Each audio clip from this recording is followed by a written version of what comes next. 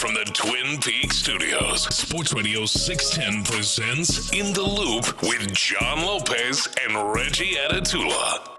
Who hooped in the Texans preseason finale win against the Los Angeles Rams 17-15? You're listening to In the Loop, Sports Radio 610. John Lopez, Figgy Fig, myself, Reginald, Adetula. Get involved, 713-572-4610. I know that some people will be like, well, we're talking about football. What you mean, who hooped? And I think it's become, or at least in my translates. Circles, it's become just a generic term. Sports neutral. The idea of hooping. You can hoop in baseball. We hooping. I love that term. And I think the Texans. There were some people that definitely hooped in this game that deserve some credit. And of course, I feel like we should start with the man who, look, he hit us with the pirouettes. Had some cutbacks. Cam Akers in this game hooped, John. Big time. I thought obviously he showed again what he's been showing, was a level of vision when he runs the football, which is necessary in this this zone blocking scheme when you're talking about running. Yeah. It's not a given what gap you're hitting, so you have to watch it and read and watch it like develop. Then you find the hole, you hit the hole. The one thing that I've continued to like be a little bit interested in when it comes to Cam Akers, when you're talking about Achilles, like, do they rob you of your explosion? Yeah. And when he has cut, I don't know that he's necessarily like had incredible explosion, but it's been sufficient. Now, people will know he's running against seconds and thirds stringers, and I don't know what I can do about that because D'Amico Ryans and that's who's on the field. They've not put him in that position to run against ones, but at the very least, with what he has been given, he's made the most of them. Look, I'm glad you brought this up because there were two plays that Cam Akers made that really were the two biggest highlights of the game. The first one, I believe, was a 23-yard run, thereabouts. And where he trucked a defender in and there. he was right on the sideline. It was a friend of his, an old teammate. They were laughing about it later, but he trucked that dude. That was one of the highlights. But that's not the reason I feel, just to kind of add to what we're talking about at the top of the show, that's not the reason I feel that Cam Akers told me he's the dude. He should be the second-team running back behind Joe Mixon. The other one was the old, what was the video game? X down, where you do the little spin move. He did three of those. Spin, He sure spin. did. He was spamming that B button. And that made the highlight reel. Or circle if you play. Is that what it was? I don't remember what it was. Anyway, circle down, whatever it was. That one wasn't the one that made me realize the dude. There was a 10-yard run in the first quarter. It was like a prototype. It was like a lesson, of how to run the outside zone read, running block. Everybody's going to the right. All the linemen take that big right step, as we've seen. Yeah. Try to create a lane. The whole defense goes to its left, and he's going to the right, and then boom, stops and cuts back behind the line, and I believe it was a 10-yard run. That's the one where I went, this dude needs to be the running back behind Joe Mixon. And he absolutely hooped. Yeah, look, that was the exact play that I also took a note of it, and I'll read it verbatim. Ooh, boy, that Akers cutback could solidify this man's spot. That was it. Right? Because, look, again, it's the capability that he has, and it shows and it demonstrates, again, the vision that he has and his ability to then execute on that. And there was later in the game, and he was in that game long, right? He was in that game all the way through, which, again, we have questions about why these guys were played in certain ways, but it's their prerogative. It's D'Amico Ryans' prerogative on how he decides to play these guys to figure out what he needs to figure out, get this team ready to go.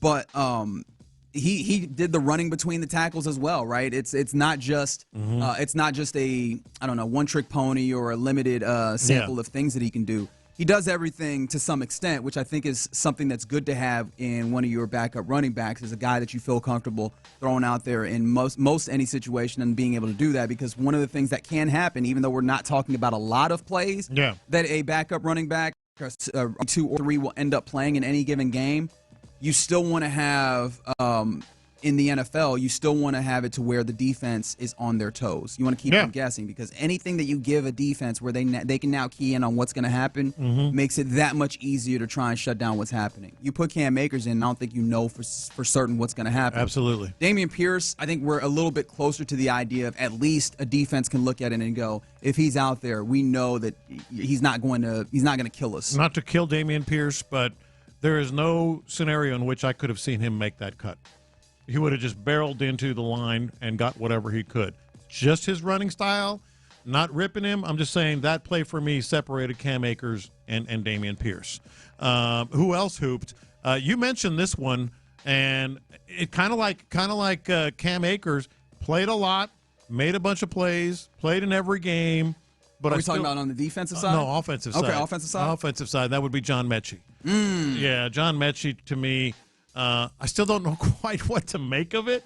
We're going to hear from D'Amico Ryans talking about this very thing shortly. But, yeah, no, he hooped for sure, just not sure what it's going to mean. Yeah, I mean, for him, this preseason was stat games, stat good performances because we had not seen enough of those. Yeah. And he's done that. He's answered that call, including a nice catch on the outside on what was, I believe, a comeback. Yeah. And then he gets to turns to the outside. He gives a little shimmy inside. Defender plays him inside, turns to the outside towards the sideline, and then is able to get upfield. Yeah. It wasn't the quickest turn, but it did its job. And it shows again, stacking positive plays, showing the capabilities because it feels like for him, proof of concept of what can further develop was the name of the game. And we already have reporting from Jordan Schultz that, teams are reaching out. So it seems like other teams have looked at his preseason and liked it. Obviously, I feel like we could say that the Texans also liked it to a certain degree. So it'll be interesting to see what he looks like. And D'Amico Ryans, as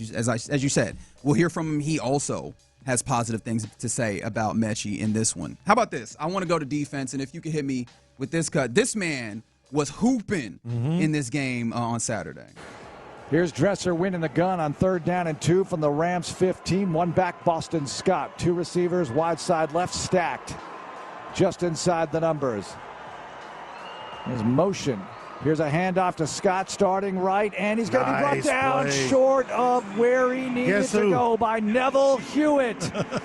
That's a lock. Guess who, Figgy? Bubble wrap him. He's going to make it as Hewitt can play linebacker, and he's a special teams superhero. A linebacker from the Jets who's a tackling machine. Hooping. He just does. I mean, look, you heard in that call, right? The idea of guess who? Because his name kept popping up. Yep. And for good reason, man. He was making really good plays. And this is a position that we talked about all preseason long, the idea of you need to feel that depth when it comes to linebacker because, you know that you have Aziz, you know that you have Christian Harris. Those feel like you have those set. Toto, I think you have a little bit of maybe some questions about, but you largely, especially the way that he's played thus far, feel comfortable. But beyond that, you wanted to have some idea that you feel comfortable with some of these linebackers. Neville Hewitt was making a lot of plays. He was in this game. He just consistently cannot be, pushed out. He hadn't started in the NFL in 5 years. Do you think it's a possibility he could get on the field more? Oh yeah, I was just going to say that. Like not special teams, but actually get on the field more. Yes, because there is opportunity. Like, there's going to be opportunity. Christian Harris, we'll see on him. We'll hear from D'Amico. Al-Shaair. Who knows on Toto? But Neville Hewitt, this dude has just carved out a nice little tidy 10-year NFL career, or 9 or whatever it is. This is going to be his 10th season. And just you keep waiting for someone to replace him, and nobody does. Yeah, and dudes that carve out that type of career, it's because they do the things that they have within their control well. Yeah. And that's what it felt like this game was, right? Yeah. Filling the run in the ways that you're supposed to, reading and reacting. Like, he may not make a ton of explosive plays. That was probably one of the better ones, him getting into the backfield really on like kind of a stretch play. Yeah. And let's be honest, kind of horse collaring Boston Scott. But ultimately, just getting to the place that he needed to be to make a play. That's what you kind of need from a depth player, right? And he got to the place, he made the play. Shout out to Neville Hewitt for doing what he needed to do there. Yeah. And the other one that we have on here as who hooped, I don't quite know what to make of this either. He's going to play somewhere in the NFL. He's going to be on some practice squad or some roster, and that's Cephas, who just Quintez Cephas. We've talked about him. He's not. I don't feel like he's going to be on this squad. But he's done enough. He's done enough to show that he deserves to be on a roster somewhere. Yeah, I thought in this game I think Johnny Johnson as well. Like some of the depth wide receivers. Yeah. Again, pointing to the idea that you've got a really fun wide receiver room. Some of these guys just made solid catches, right? Yeah. Just were where they needed to be. Cephas used his body pretty well to shield the football. Although there was a couple of times where the defensive back might have kind of gone through him, knocked the ball down, but like. shielded the ball pretty well, went up, made a catch. I think there was one point where he used his verticality to go make a catch, and it feels like, yeah, you're right. He'll be somewhere in this league getting a check. Whether whether it's like, hey, the Texans try and slide him onto the practice squad, or if someone looks around, I think he can be useful to a team, and he has been useful to teams in his past. I think that continued through. Who didn't hoop? Was there? Oh, well, I mean, for one, can you give me a highlight number one on the sheet, because it happened very early on, and my reaction was, what are we doing right now? Ethan Evans, the punter, unloads. Des King back deep for the Houston Texans and drops the ball. It's loose. The Rams fall on it. They've got it inside the 15-yard line. No Sunshine to blame that on. And the Rams have the ball in the red zone. He was just running before he fielded the ball, and it's going to be a big turnover. Pretty much, if the Rams hold on to it, it'll lead to points, at least 3. And the he that's talking about there, Desmond King. Desmond King played some cornerback, I guess that nickelback or whatever, in the slot during the course of this game, and that defense was there, but I don't know what to do with Desmond King, and this game was not necessarily like a glowing review of Desmond King's talents. No, I'm not feeling Desmond King, and we've both been fans of his, Figgy. Yeah. I'm not feeling it. They actually brought him back last season. They brought him back because they cut him. I didn't understand why they cut him. Yeah. And they eventually brought him back. Isn't this also kind of a rich people's problem kind of thing? Like on a team going in like last year or the year before, Des King could be integral. But on a squad like this, he could fall by the wayside. Sure. Although, I still think with cornerback, I've got questions beyond your starters. Like, I do wonder how solid you feel about some of these other guys stepping in. But, yeah, I mean, if you feel like last year you would have had to start Desmond King, so that's definitely different. But, yeah, I don't know that he's been inherently bad. I personally can't recall. But I don't know that I've seen, like, the great flashes. And in this game, I don't think that there were great flashes either. I know at one point he had to play a little safety because you had a couple of guys go down with injury. I know Hill left with injury amongst others. But, he was there. He did basically what was required of him, but I didn't see anything particularly great. And this feels like one of those games where you want to do some pretty good things. You got one more that didn't hoop? I think so. Hairston, fullback. Troy Hairston. Especially because of this, in this context. It's clear that the Texans are searching for something to fill the gap in fullback. I don't know if that is to the fullest extent of, hey, we're going to replace the fullback. Do we have any takers to replace Beck entirely? Or is it just we know Beck is going to start on the injured reserve or the physically unable to perform list, and so for the time that he is not there, we need to have a solution. Yeah. But for a guy who, as his trade, is fullback, I thought Hairston was not incredible. I agree.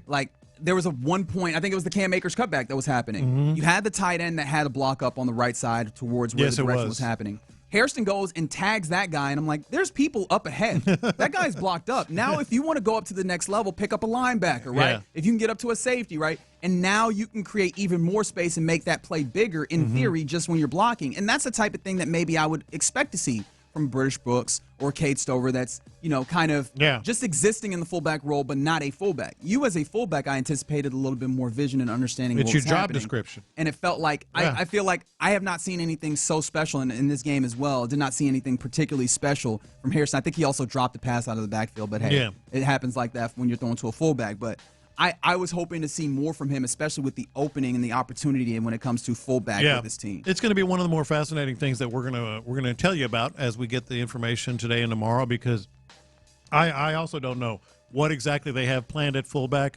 I fully expect no fullbacks other than guys who can play that position like Cade Stover or Brevin Jordan or something until they make a decision on Andrew Beck. So I'm with you. I don't think Troy Hairston is going to be around. Was there anything else notable when it came to this game that you were like, hey, it's someone else I needed to salute?